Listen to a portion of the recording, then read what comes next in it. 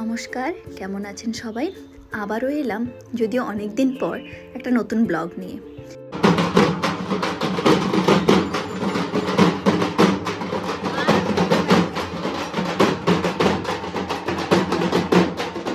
আপনারা ব্লগের প্রথমটা দেখেই বুঝতে পারছেন যে আজকে কোনো একটা মন্দিরের উদ্বোধন। আচ্ছা, আপনারা যারা প্রতাপদিঘি থেকে বিলং করেন, বলুন তো এটা ঠিক কোন মন্দির?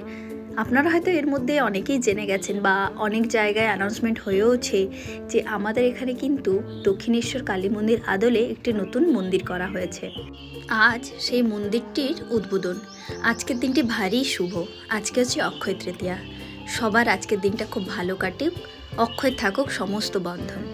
তো আমাদের এলাকায় এই প্রতাপদিঘিতে কিন্তু এই মন্দিরটা আগে ছিল। একটা ছোট্ট একচালা ঘরে আমাদের মা অবস্থান করতেন।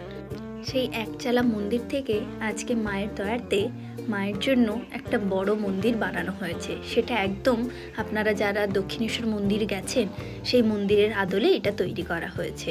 কালারটাও কিন্তু সেই একই রকমভাবে তৈরি করা হয়েছে, যাতে যেনাদের সামর্থ্য থাকবে না তারা এইখানে এসে মায়ের কাছে তাদের আবেদন নিবেদন জানাতে পারে। আপনারা যারা আমার মেলা উদ্বোধনের ব্লগটি দেখেছেন তারা কিন্তু এই জিনিসটির সাথে ভীষণভাবে পরিচিত হয়ে গেছেন। আমাদের এলাকায় সে মন্দির উদ্বোধন হোক বা মেলা উদ্বোধন, এই প্রসেশন কিন্তু বের হবেই।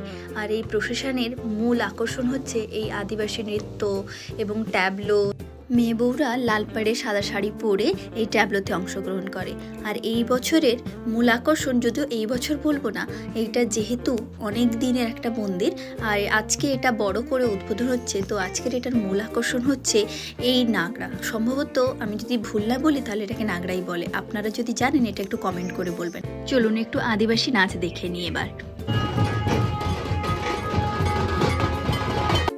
আচ্ছা, আপনারা কারা কারা প্রতাপদিঘির মানুষ বা প্রতাপদিঘির আশপাশের এলাকা থেকে আমার এই ব্লগটি দেখছেন, আপনারা কিন্তু প্লিজ কমেন্ট করে জানাবেন, তাহলে আমার কিন্তু খুব ভালো লাগবে। আপনারা ভিডিওটা স্কিপ না করে পুরোটা দেখতে থাকুন।